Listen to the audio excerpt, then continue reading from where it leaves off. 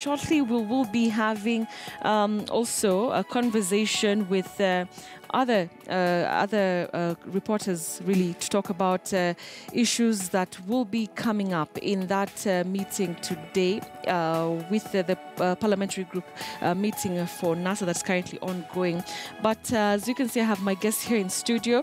I have Honorable David Kosing, who's a Pokot South Member of Parliament. I'm seeing the Rural Member of Parliament, Mark Nyamita, already here in studio. Is going to be joining us in a few moments. Thank you, sir, for joining us. Thank you, Beth. So as we await Mark to join us here in studio, first things first, this big announcement that Raila Odinga is expected to make, what do you think really this announcement is all about? Also considering that, you know, the options are a bit limited as we speak. First of all, Betty, I think allow me to thank my president having been elected. You know, it's very crucial for us as Jubilee and our country. That's very crucial. So I thank the president and his deputy for elected. And again, also I thank Kenyans for showing up in large numbers, you know, and disapproving all odds that they were not going to be turned up. And I thank them a lot. Secondly, we also wish well for our kids, you know, class 8 and so on. Right. For the exams, we wish them very well. They're beginning this morning. You and I were in that level one time in life. Yes, a long time ago. And therefore, I think we are giving them, we are role model to them. Right. You know, you're a role model to the girls, I'm a role model to the boys. That one day we were there, we were so disciplined, we passed the exams. So wish them well to pass exams. Okay. Now coming to this thing of big, you know, big announcements. Yes. I think we've gotten used to this, some of these terminologies. Every day, big announcement. Another day, big announcement, big announcement. There's not going to be a big announcement, as you said. There are very limited opportunities or left for them.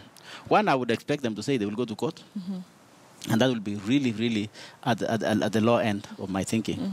Because why would they want to challenge this election? And yet, they never participated. They sabotaged. In fact, Betty, this idea that people were told to boycott, it was not boycotting. It was actually subversion. And I think you people need, we need as Kenyans to get the right language. Rather than boycotting, it's the right thing is that they actually subverted the election. And therefore, they have no moral authority to challenge the election. But at least that's an option, which we expect them to announce. Number two, to go to court. Yeah, to go to court. They might say, okay, well. Or for us, it will be surprising for them to say they will not go to court, which we really want. And we really want this country to move forward as fast as we can. That is one option that is left for them. And that's what my president, or our president, the president of the Republic of Kenya, or now the president-elect, said yesterday. That, you know, we have our process in the Constitution. You know, you have 7 days if you want to challenge. Then if you challenge, we have 14 days. So ideally, we have 21 days within the Constitution. Then to complete all these shenanigans we have. So we can expect them to say that. Two, it will not be surprising that they will say, okay, well, we don't recognize the election of president. But that will not be news. That will not be a big story, you know. I think for us, the big story that we expect is for them to congratulate the president for being elected. Well, that will be a big story for them. Well, if it is that going to happen? Really, not. That's an option. Yeah. That will be the big story. Yeah, but that's a big story. But that will be the big announcement. What else is big? You know, to tell us that you're going to sabotage buying items, to tell us you are telling your people don't choose this and don't choose that. Is that a big announcement? Therefore, they say that. It's an option, but that will really be at the law end. So I'm expecting them to endorse the president. You're expecting them to endorse the president? Yes. All right. Any moment now, we'll be expecting that Mark Nyamita, who's the Rural Member of Parliament, will be joining us so that we can, of course, take this conversation forward. But before we even continue with that, remember that we're focusing on that announcement that we're just from talking about right now. And as we await for that, President-elect timelines,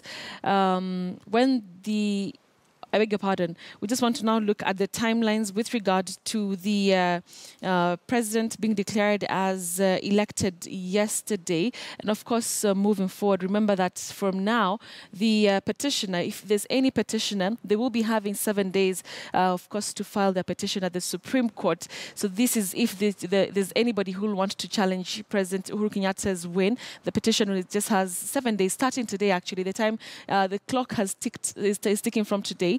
To go to the court. Responses, hearing and the ruling must happen, of course, within 14 days thereafter. So that's when the Supreme Court really, if there will be a petition, will be able to come in and sit and listen to this, to the arguments that will be presented there. Of course, apart from that, if the petition is dismissed, we'll have the president-elect being sworn in on November 28th, 2017. So that is if that petition is dismissed by the Supreme Court, the president-elect will be sworn in on November 28th and month of the coming month. If the petition is successful, a repeat election will actually be held within 60 days. And that's one of the things that NASA has really come out strong previously to say that indeed, they're expecting that there's going to be another election. Now, finally, if the president-elect will be sworn in actually on 14th of November. This is if his win is not challenged. If nobody goes to the Supreme Court to challenge this win this time round, then the president will be actually sworn in mid-month on 14th of November 2017. So those really are the timelines that we're expecting from now on in the coming days. We'll wait to see if maybe NASA will be moving to court to challenge President Uhuru Kenyatta's re-election again.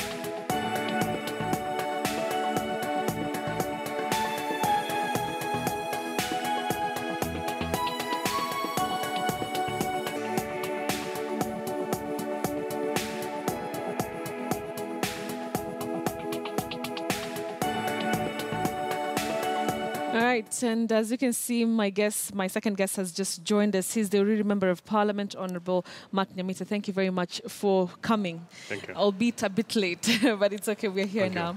All right, so earlier on, I had asked the Honorable Member of Pokot South, David Kosing, if, he's expecting this announcement by Raila Odinga today to be something really to be that can be described as earth-shaking, but he says that the only big announcement would be for NASA to actually endorse Uhuru Kenyatta's re-election. Absolutely, that would be big. That would be big. Yeah.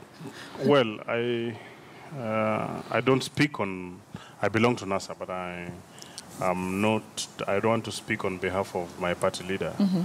But I don't know why the media has got this perception that Raila has given indications that he's going to make a big announcement today. Today we are having our routine parliamentary group meeting at Wiper House in Lavington, which is going to begin in a short while. In fact, immediately after this, I'll be heading towards that direction. We are going to consult as a party, and from there is when we are going to make our next step. So I think there's been a bit from yesterday, Raila is about to make a big announcement. He actually said, he gave his direction on Sunday that on Monday he would make an announcement.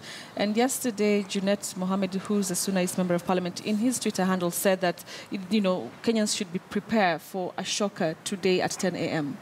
No, it's not going to come at 10 a.m. 10 a.m., the information I have is that we are having a routine parliamentary group meeting. But it will still come. We will communicate to Kenyans. In this election, over 60% of the population that boycotted this election are waiting to hear from their party leader, from their leader of choice. You know, by the election, I mean the pronouncement by Chebukati yesterday, we know who the winner really is. You know, Raila said boycott, Uhuru said please go and vote. So the people who went and voted are about 30-something% after the cooking. But that accounts for 7.4 million Kenyans. But it's 30-something%. I mean, we have over close to 20 million registered voters in this country. So when you have just about 7.5, I mean, over 12 million people haven't voted.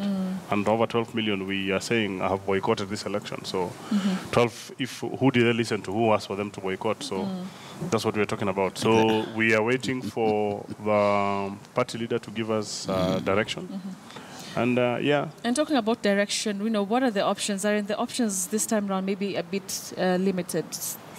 You know, as far as we're concerned, there's no election that has happened for president. Let me ask you, for example, I am a member of parliament for Uriri. There's no election that took place in my county, in my constituency. Now you tell me, who is my president? Who is my president, if I may ask today? Who is my president? But does it mean that I don't belong to Kenya?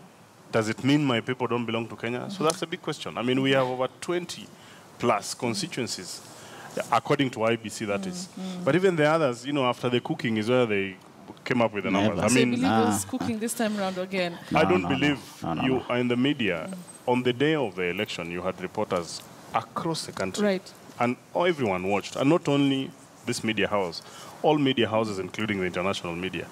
You remember Chebukati told us at some point that 6.5 million are the ones who had actually turned out to vote. At that particular time? He said about 4. In fact, just hold on. In fact, on the Kim's kit, and there's a screenshot that was shared by IABC, showed that by about 4:30, only about 30% of the population had actually voted. We are actually being told that because of rush hour, in a record almost 1 hour, about 7,500 people were voting per second to beat the deadline of 5 o'clock. Really? I mean, really, that's what we are talking about, yeah? So the numbers themselves actually don't work. And we have seen, you saw what was happening in Kandara. I mean, it was all in the media. It's not that we are actually manufacturing some of these things. They were brought to us by the media. We saw what was actually happening in the media.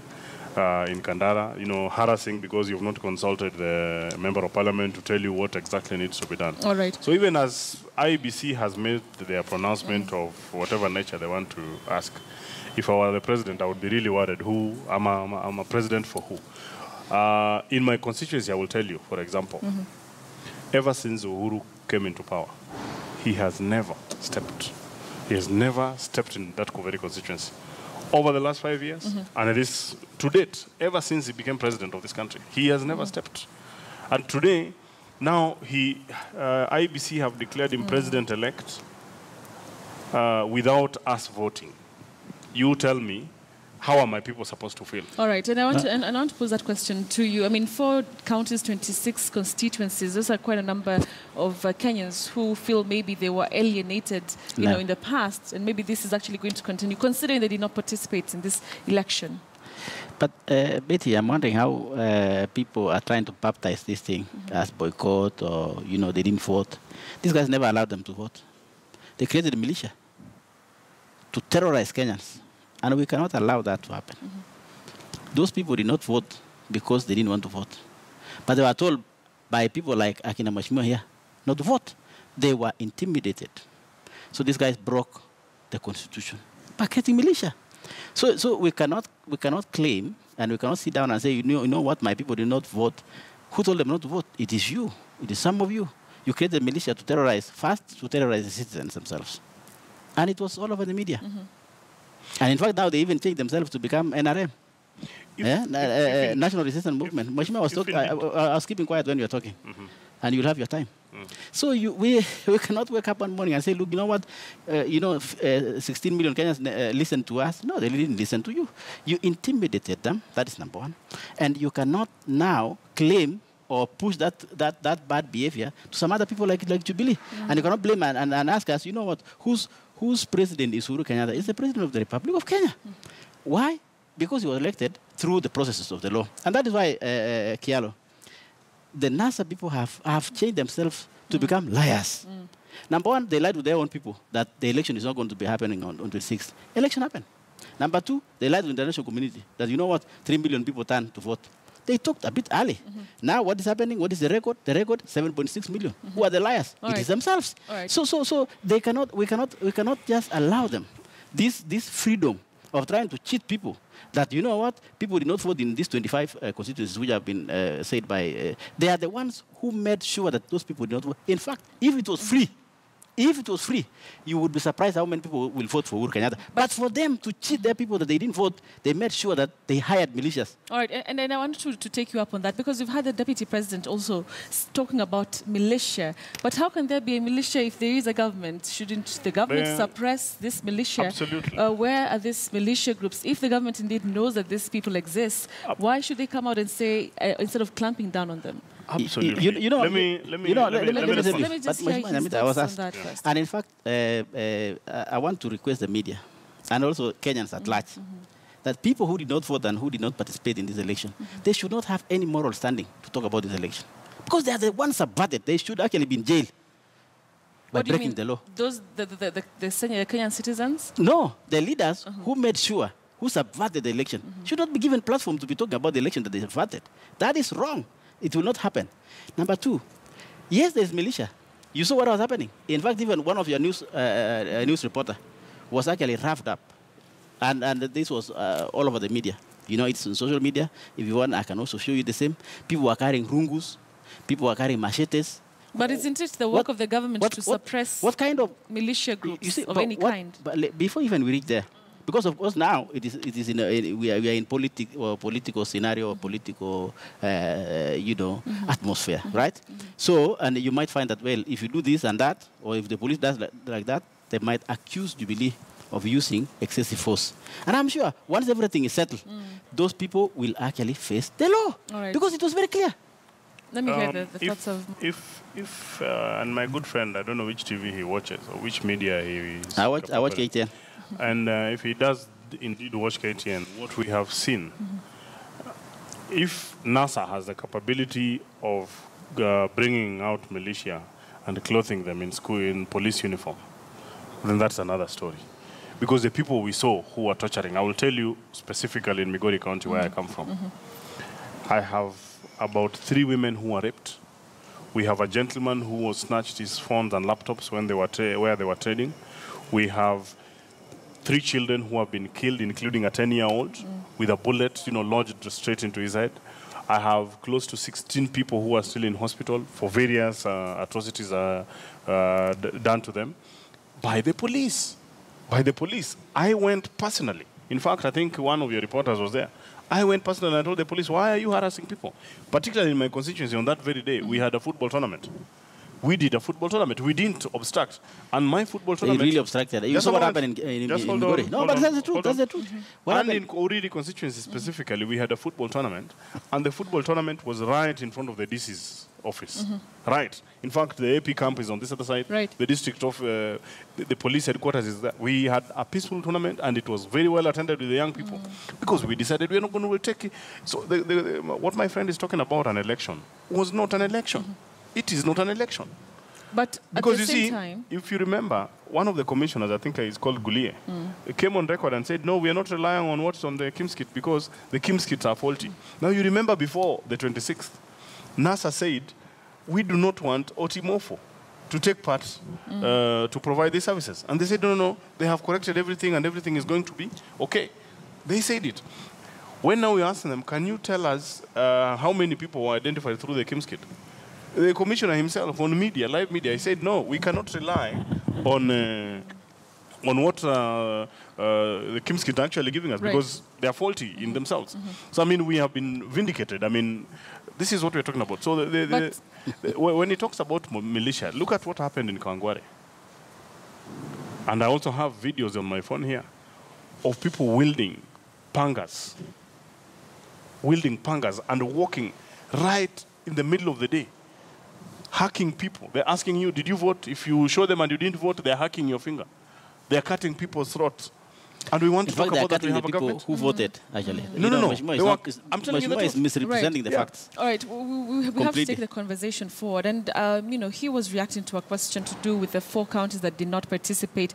And indeed, IEBC was ready to deliver the voting material to the various polling stations, but that could not happen because of the kind of confrontation that was there between, protesters and the police. So can you say really that they were denied an opportunity to vote? And I want to ask you something, Betty. You've been in this country. I don't know how many election cycles you've been through, and I don't know how many my friend David has gone through. It is the first time in the history of Kenya that IEBC is giving an excuse that they've actually been blocked. Now, we need to ask ourselves... Not an excuse, it's the truth. No. It was blocked by militia, just hired let me land. by yourself. Let him just make his point. Let me land. Relax. What I'm saying is, it's the first time that we are witnessing IEBC saying that they've actually been blocked by what they call militia to actually deliver. But then the biggest question we need to ask, why is it happening this time? That the public is rising and saying, we don't want to do an election. Why is it that this time that we are seeing, for the first time in the history of this country, democratic elections, democratic quote unquote, whereby you're having a voter turnout of 10%, of 8%. Isn't that supposed to communicate something? Yeah. These are the things we need to ask ourselves. Even in areas they're saying that there was election. Look at Western Nyanza. Western Kenya. Look at the coast. Forget about Nyanza where they didn't vote at all. Look at the coast. We are having, in fact, in Rift, where my good friend is coming from the results that were actually given out yesterday, the turnout in the Rift Valley was only 18%. No, that's not correct. Okay. From the data that was given yesterday. And Kialo, I think it is 18%. Let us address the truth. So when you talk about 18%, hold on. It's my time. No. If people are coming, Kialo, to try maybe to please their maybe party leaders, I think will not help this country. And I know, what's going on. What's going on now, and maybe perhaps that is why they called for their parliamentary group meeting. There is a very fierce competition between themselves, and maybe my friend is also in the same scenario. In fact, because this might be the last PPG before our parliamentary group meeting before Parliament coming next week, they are trying to address the seats. There's a problem, and therefore, I want to ask my colleagues, when they come to a national reputable organization like this, let's say the truth. Right. Where is 18% coming from? In fact, what we are trying to say is that these people have been liars. They lied that there is not going to be election happened. Look, when you are talking about percentages, which percentages? Uhuru Kenyatta got 7.5 million, right? In August, he got about 8.2 million. It's less by maybe 600,000 only. What does that mean? It means that actually people came to confirm Uhuru Kenyatta all over the place. In fact, then some other people are saying, now, if Raila is not going to be there, already Uhuru Kenyatta has won. So maybe that affected even the 600,000 people that never came to as the same as on 8. But the other place, and I want to say this, Betty, and let it go to record, the other 25 constituencies, they were willing to come and vote. They were not given an opportunity to vote. Why? Because if they vote in those NASA stronghold, what's going to happen? And then they might be thinking that they have lost support, they have lost control of this place. That's why they hired militia. But let me tell you, after everything has gone down and we're moving forward, you will actually see when a research will be done that it was actually a suppression. It was not a boycott of election. Interesting. Mark Limita, I want to hear your thoughts about these 4 different counties. So moving forward, I mean, you've said that, they do not have a president. Then how are we supposed to, moving forward, what are we looking at? What situation are we looking at if already the leaders, like you are saying, that, these people are not represented by anybody? We don't have a president because there are no presidential elections that have happened in my constituency. Let me talk about my constituency in my county. And there is no presidential elections as envisaged in the constitution that has happened in this country. You remember, the constitution is very clear. The constitution talks about elections shall happen in 290 constituencies. So the issue of IEBC telling us that they can announce presidential results even without the other constituencies, because even if the others voted otherwise, it would not change. That is not the spirit of the Constitution. But it is in the Election Act. The Constitution is superior than the Election Act. Yeah, that's how it is. The Constitution is superior than it. So this Constitution says it's about the right to vote. Every single citizen of Kenya has a right to actually participate in an electoral process, to elect their president. And that's why they think shall happen in 290 constituencies. We are talking about over 25 constituencies that have not actually participated in this election. So coming to say that, you know, and in fact in the Act it talks about they can announce, if elections have taken place, they can announce if results have not come from those areas and they will not affect. Not that the Act in itself does not say that if there no elections take place. The Act talks about if elections happen and as the results continue to come, and then there is a certain number of constituencies that have not relayed their results. And such results, even if they were relayed, would not change the end result. Then they can go ahead and actually whatever. But it does not talk about total blackout. You understand? So here, the Constitution says we need to have elections happening in 290 constituencies. And we will be very, I mean, I know petitions are going to come, and it will be quite interesting. But you know now, even in the judiciary, what we have seen, the Jubilee have begun to intimidate the judiciary. You remember just a day before the election, they created a holiday before the election, which is not the norm. They created a holiday before the election, and then the president of the Supreme Court said, no, if there are matters that need to be listened that are of utmost importance, we need to go ahead. You remember a day before they had also, you know, intimidated the DCJ. A few people now could not, we lacked quorum at the Supreme Court. Yet we had that the Court of Appeal, they were able to actually convene themselves to come and sit at 8:30 in the night to overturn a ruling that had been done by the High Court. So yesterday, I could even see, you know, the body language of the president. I really long for that day in this country when I'm going to be addressed by a sober president. How can the president?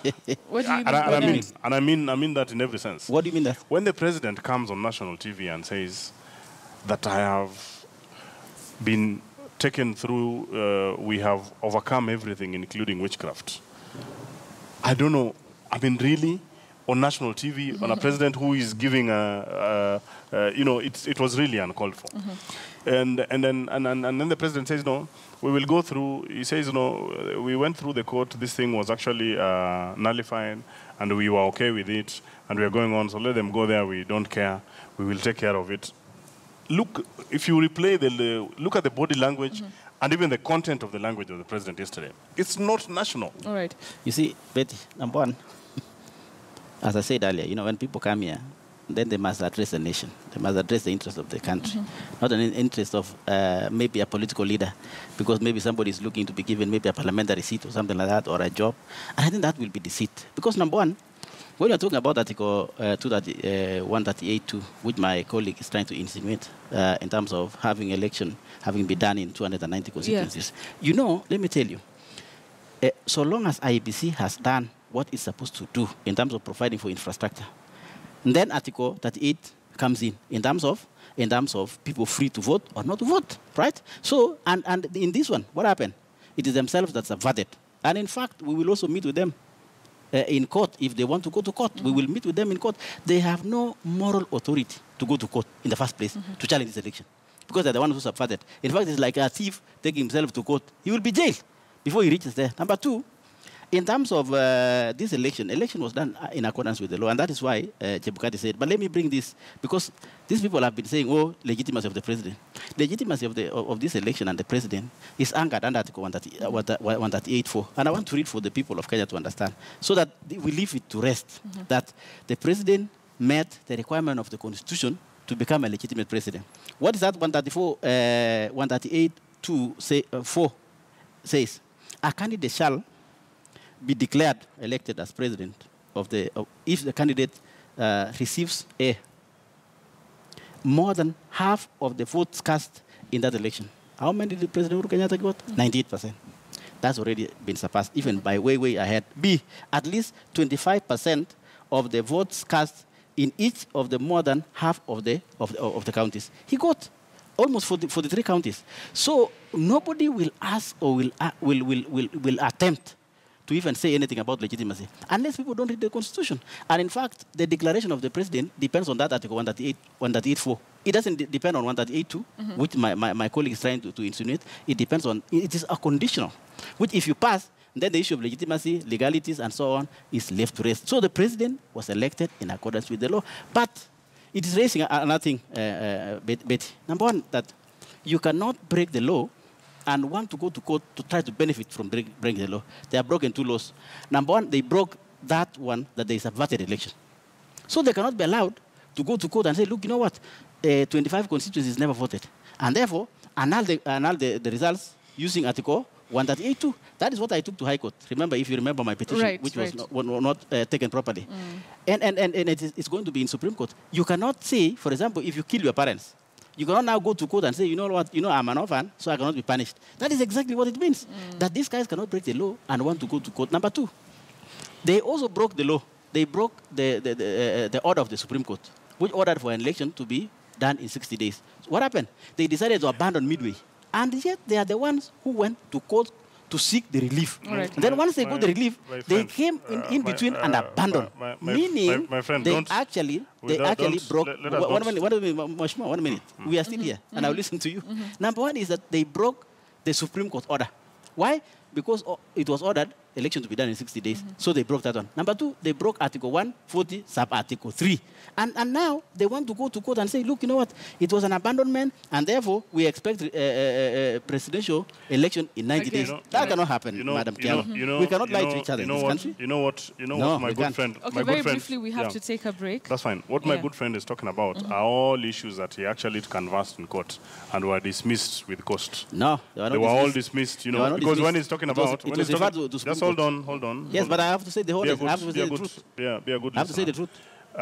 His case that he took to court to try and compel Raila Odinga to participate in this election was actually dismissed. And all those grounds is now talking about here that, that we were in contempt of the Supreme Court order, that elections were to happen and whatever and things like that. Raila had every single right, and he actually wrote to IEBC and withdrew. And when he went to court, he was told, you cannot compel Raila to actually vie in this particular election. Yeah. In fact, based on that ruling in itself, the case that my good friend here took to court, based on that ruling in itself, IEBC should have actually understood to say that indeed it is possible for someone to actually withdraw from an electoral contest. All right, but then why are we seeing then him on the still issues of legitimacy involved in this process then? Sorry? We're fine, he withdrew, but why are we then seeing him still involved in the process? It's not about election. And this is a mistake that my good friends keep on talking about. That, you did not take place, you did not participate in this process, so you would not. This country belongs to all of us. Yes, so but you cannot break the law. Hold on. You cannot break the law. No, let me talk. Let him just finish. Let him just let me talk. And then just shut up a bit. What I'm saying is, just let him finish. In this country belongs to all of us. The fact that you did not even vie for presidency, Betty, you are here in the newsroom, does not mean that you will keep quiet and see things are going wrong. We are citizens. I was not a presidential candidate, for example, but I am saying the process was wrong. And I will go to court.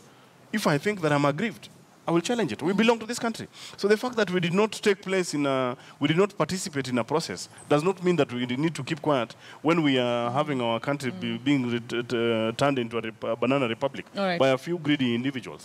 It's not supposed to be the case. Telling us, you did not participate, so now they are using our taxpayers. We are paying tax in this country.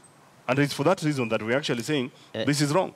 All right, and we'll come back to even have a further discussion. I mean, this election had about 12 billion shilling budgets, NASA is, if indeed it's going to go to the Supreme Court and challenge, where really are we going to, forward with this? Are we going to have an end to all this? We're coming back to continue with our conversation here in Studio. Don't go away.